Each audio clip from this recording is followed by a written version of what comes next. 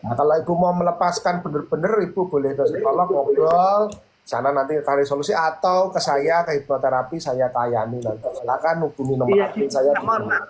Mana ya alamatnya kalau misalkan mau ibu terapi? Iya, ibu kalau di daerah Semarang bisa ke Pudak Payung nanti janjian sama admin dulu, atau kalau luar kota, luar Jawa, luar negeri bisa lewat terapi online.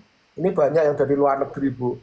Jadi Oh, pakai Zoom meeting nanti di bisa. Sidoarjo. Saya dari Sidoarjo, Bapak Jawa Timur. Iya, pakai Zoom meeting bisa, Bu. Oh Banyak iya, klien saya, ya. Silakan hubungi nomor begitu. admin saya di bio ya. Kita lanjutkan yang lain lagi ya, Bu ya. Karena memang Terima ini kasih Bapak. Selamat batas. malam. Terima Ya, kasih. Bu. Oke, ini Mbak Iis kalau nggak mau ngobrol ya sekarang milk milk milk Coco. Silakan milk Coco.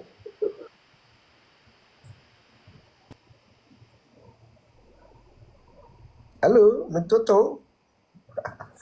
Milk Coco dipanggil nggak nyaut ini. Kalau nggak nyaut, boleh nih ada yang baru gabung nih, Mas Edi Purwanto nih. Halo, Mas Edi Purwanto. Kalau enggak, ini ada pertanyaan titipan nih. Pertanyaan titipan sebenarnya jawabannya juga sudah kelihatan. Jadi saya punya klien, Mas, punya klien di suatu di luar negeri gitulah. Ada klien di luar negeri di mana ibunya itu kata si klien mempunyai ciri-ciri seorang NPD gitu ya. Awal-awalnya dikendalikan terus, sekarang sudah mulai menerapkan batasan, tetapi sudah mulai bagus ya. Tetapi saat ada pembagian waris itu disodori surat surat apa tadi namanya? Surat sudah baca di WA soalnya. Disodori surat waris ya, disodori surat hibah waris. Surat hibah waris kepada salah satu anggota keluarga yang lain. Dan dikasih, Mas. Dan dikasih. Ya, ini pertanyaan titipan, jawabannya saya sudah paham sebenarnya. Dikasih hibah ke salah satu keluarganya yang lain. Itu dari kajian hukum gimana, Mas? Apakah surat waris misalnya saya ke adik saya gitu misalnya. Itu apakah sangat kuat atau bisa dibatalkan atau masih ada celah hukumnya? Silakan Mas Wahyu. Yang beri hibah tadi di luar negeri. Yang beri hibah, yang anaknya yang beri hibah itu di luar negeri ya.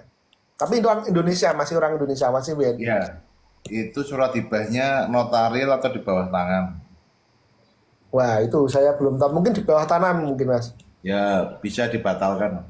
Oh, kalau di bawah tanah bisa dibatalkan ya, Bu. Notaril pun masih bisa ditarik. Jadi hibah itu kan hadiah. Dengan Nah, alasan tertentu nanti bisa masih bisa ditarik ya. ditarik. Oke, itu jawabannya Mbak dari Jerman sudah jawabannya terdengar ya. Itu. Oke, terima kasih Mas Wid. Terus ini Bu Ratna nih mau naik. Yang lain silakan, ini ada Bu Milk Coco ada, tapi dia anaknya rewel ya. Mungkin karena dia masih mengendalikan anaknya ya. Maaf saya belum sempat baca-baca ya. Nanti di sini tak baca.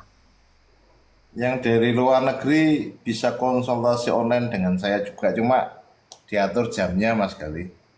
Iya, iya, iya. Nanti bisa langsung hubungi nomornya Mas Wahyu, bisa ngobrol-ngobrol ya. Banyak Mas, ini dia punya kasus banyak itu.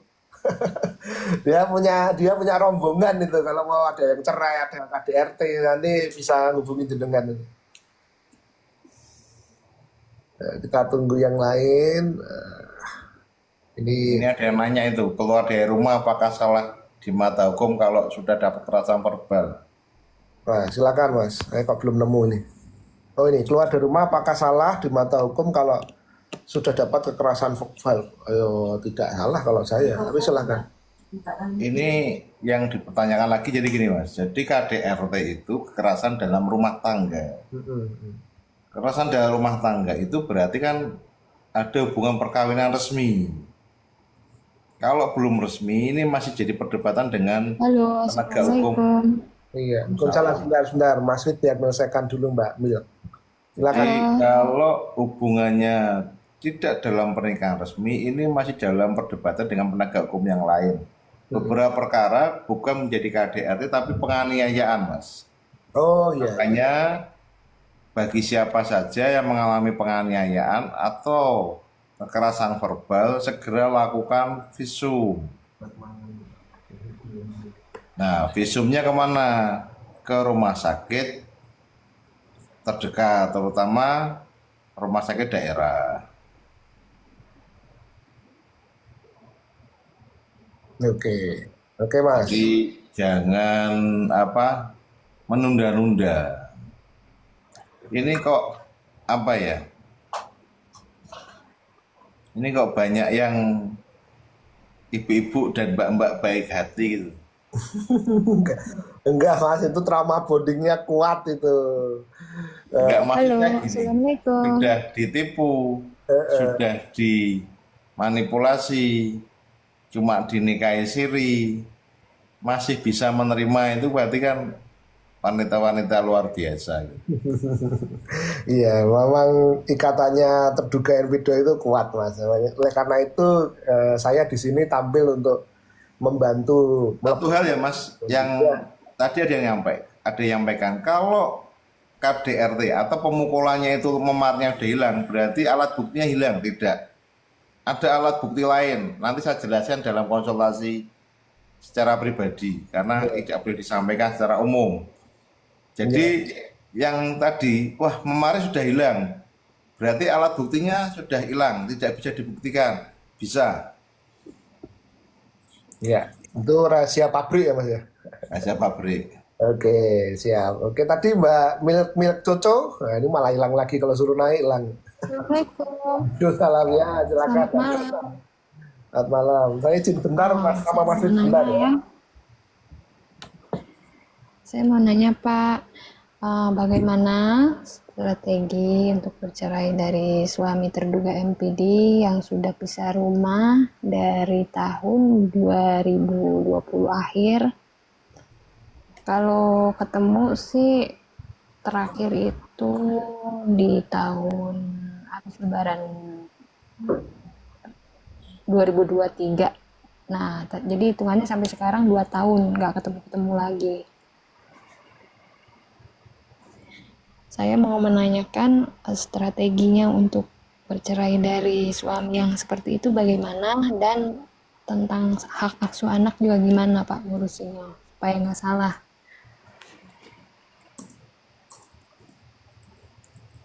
Usia berapa Bu anaknya? Usia anaknya berapa?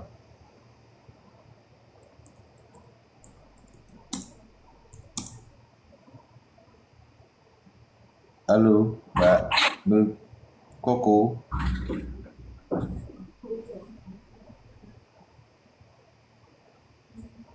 Iya, susah tadi ke belakang. Anaknya umur berapa itu, Bu?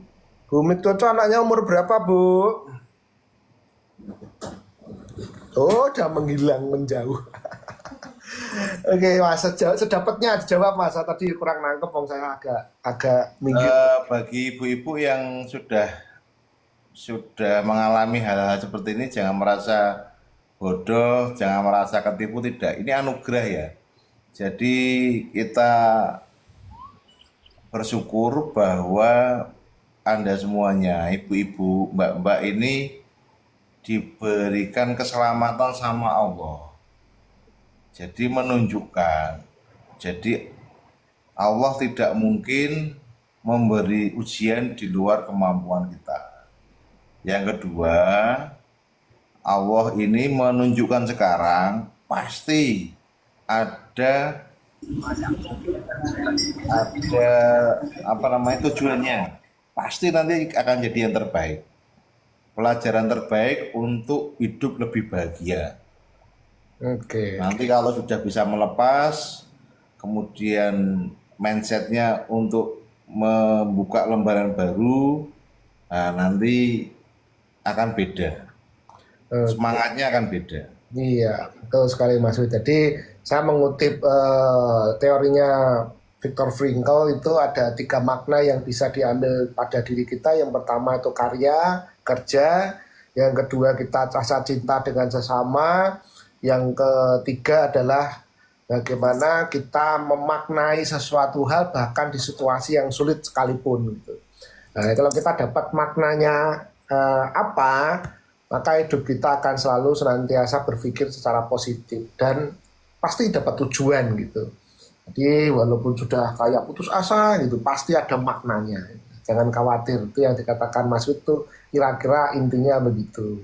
Tuhan ada memberikan cobaan selalu di bawah batas dari umatnya. Oke.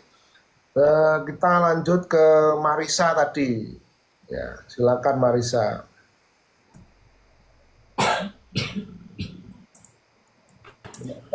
Ya. Marisa, jangan artis nih, udah meninggal Mas. Oke, kalau belum ya Bu Mei, aduh hilang lagi. Yuk kita lihat chat Mas, mungkin ada yang nih Mas Wid pengacara top nih Mas Yadi Kardi nih, luar biasa. Mas Wid kena. Oke, yang lain silakan yang mau ngobrol Marisa atau Iis. Tadi sudah ada yang naik, mungkin sinyalnya pada jelek ya. Oke, kekerasan ini Mas. Salah satu tuh Bu Marisa sudah mau open mic? Nah, nggak jadi lagi.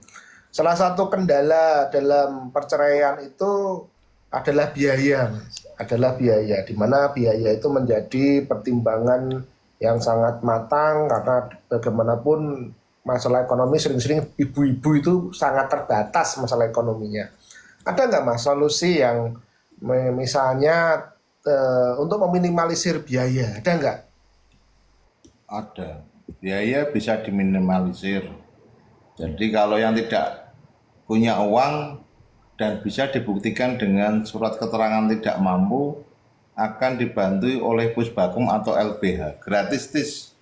Semua biaya ditanggung oleh negara. Tapi harus memiliki surat keterangan tidak mampu. Oke. Karena LBH hanya nangani yang memang tidak mampu. Tapi kalau tidak bisa itu bisa minim, bisa enggak bisa. Nanti jabri saya aja. Iya. Jadi Mas Wid itu saya tahu jiwanya. Mas Wid itu ya istilahnya berkaitan dengan sosial juga adalah kita punya rasa memikirkan orang itu pasti ada. Sehingga saya menerapkan tarif hipnoterapi juga nggak bisa tinggi-tinggi, padahal udah didorong-dorong tuh.